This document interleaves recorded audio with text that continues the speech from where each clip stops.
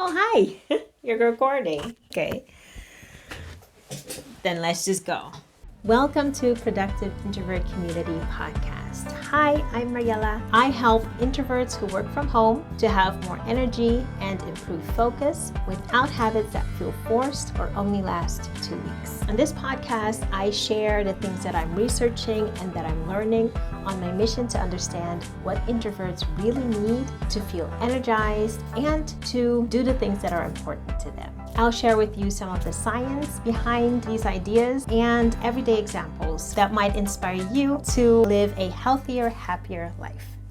It is the second week of September, and we are back with season 4 of the podcast. We've had 2 months break, and it was good to take that time.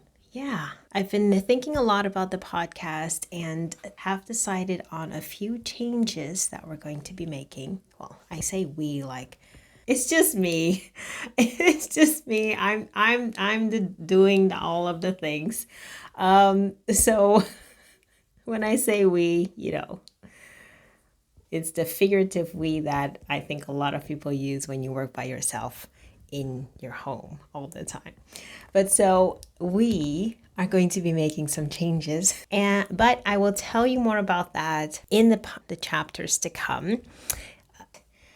Today we're just taking a little look back. I'm going to share short clips of 2 of the most popular episodes of last season. And those episodes were all about energy and energy management for introverts. I'm going to go and jump right into the first clip because it basically says it all. So this is a clip from the podcast chapter, Are You a Low Energy Person? So I've been thinking a lot about energy lately. And I think I mentioned in one of the previous episodes how energy is one of the biggest themes, especially when you're an introvert. Because you may recognize this. Let's start at the beginning. What's really the biggest difference between an introvert and an extrovert? And I think the easiest way to tell for yourself is to finish this sentence. After a busy day where I've had loads of stuff going on and interacted with a lot of different people, most of the time I like to, and then just finish what comes up for you. So most introverts will probably finish it something along the lines of, like, after a busy day with loads going on and lots of interaction with people, most of the time I just like to be by myself, or I like to have some quiet time, or I like to just be at home and relax a little bit. Whereas most extroverts would probably finish it something more along the lines of, after a busy day, I feel energized. I'm ready for more. And in that sentence, it tells you the biggest difference between an introvert and an extrovert. So a lot of people, there are different ways that people describe this. One of the ways is that introverts give energy when interacting with people, while extroverts get energy from interaction. And of course, there's no 100%, right? No one is 100% an introvert and 100% an extrovert. We're usually like somewhere in the middle, and it changes depending on the activities that we do, the people that we're around. Like if you're very, very comfortable around the people you're with, most people will find that energizing, whether you're an introvert or an extrovert. But generally speaking, after a lot of activity and a busy time, most introverts will want to take some time alone and kind of, stay in a little cocoon for a little while. Some people say, I like to go hibernating. And I've been thinking about energy a lot lately, because I do notice that it's one of the things that really can be a barrier for people to live their best life. Like especially if you're someone who is easily overstimulated or drained by activities, it can be really, really difficult to navigate that and to still feel like you have the energy to do the things that you want to do. The next clip is from the chapter, Everything You Need to Know About Introvert Hangover. If you want to see the full chapters, I will leave the links in the description for you. And otherwise, feel free to just take in just a short clip. So what is the introvert hangover? The introvert hangover is when introverts feel physically and mentally drained after being in a very stimulating environment, usually one that includes socializing with other people. It's sometimes also referred to as the social hangover, being socially drained, getting overstimulated, or just getting peopled out. You may also come across the term the highly sensitive hangover, because highly sensitive people experience something similar when they receive too much stimuli. As a side note, if you're wondering if all highly sensitive people are introverts, the answer is no.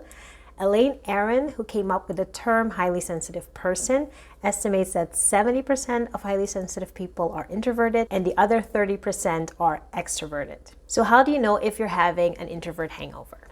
The thing that introverts notice the most is feeling really tired and even unwell. So things like nausea, headaches, foggy brain, having trouble concentrating, and getting bothered by noises and lights.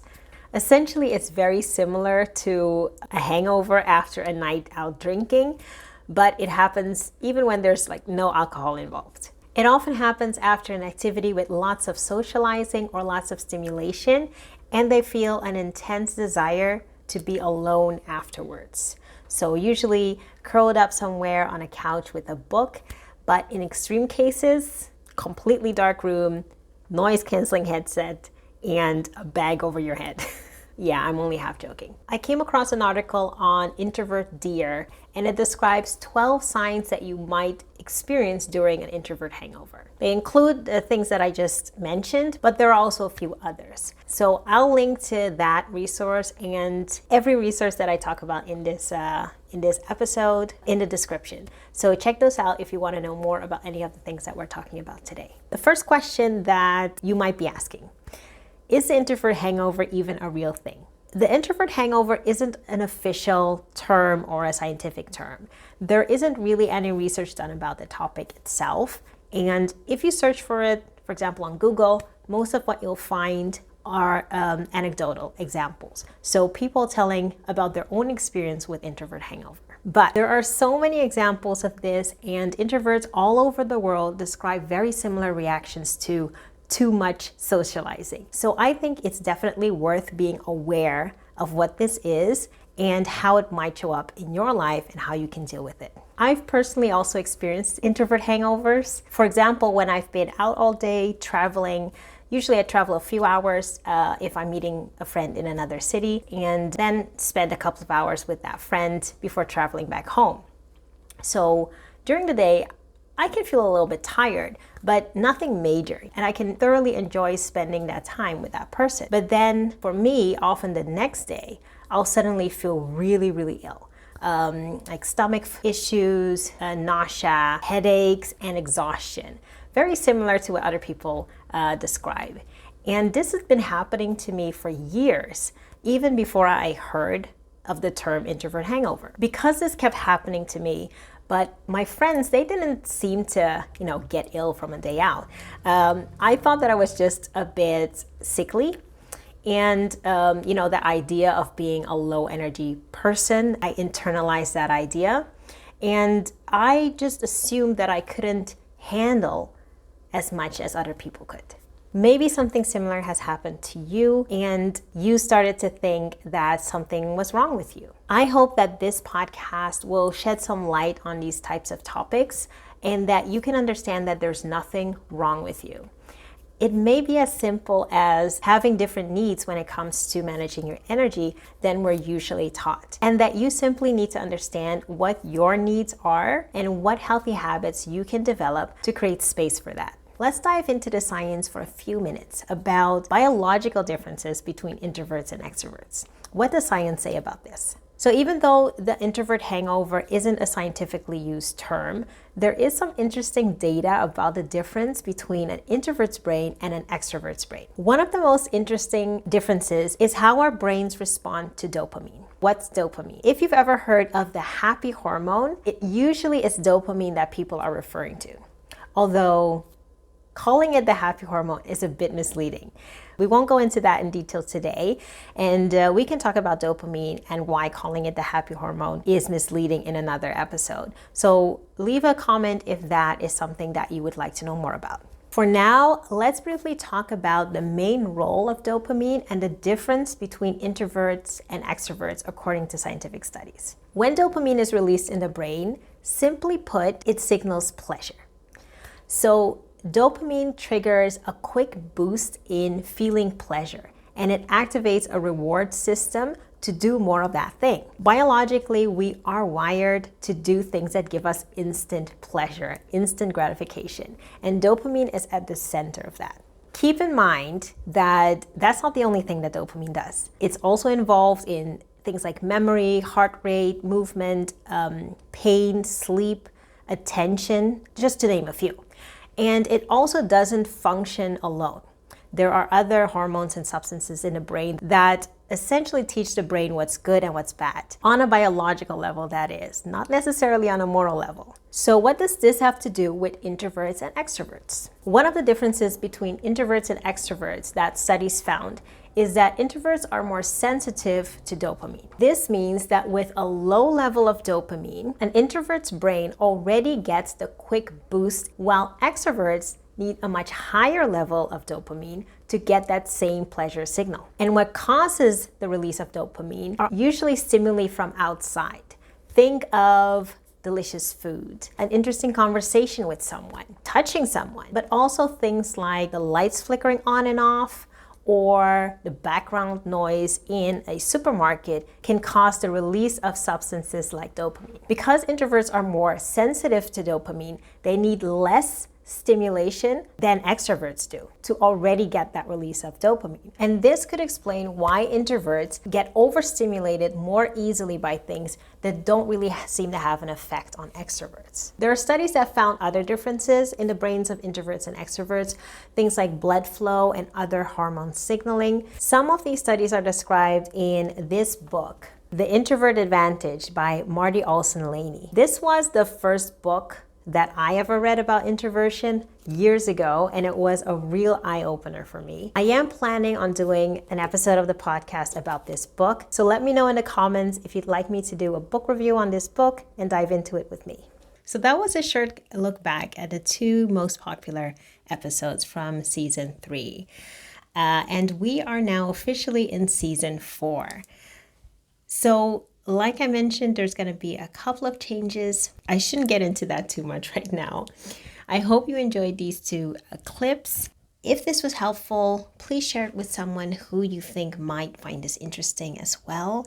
This podcast was in the top 20 of the most shared podcasts globally in the first 6 months after launching, showing how powerful it can be to share it with just one friend. So if you would share it, I would appreciate it a lot, and hopefully your friend will too. Thank you for hanging out with me today, and talk soon. Bye. Thank you for listening to the Productive Introvert Community Podcast. If you're an introverted entrepreneur and you're ready to thrive in your own way, then connect with me on thefrankermessage.com/contact.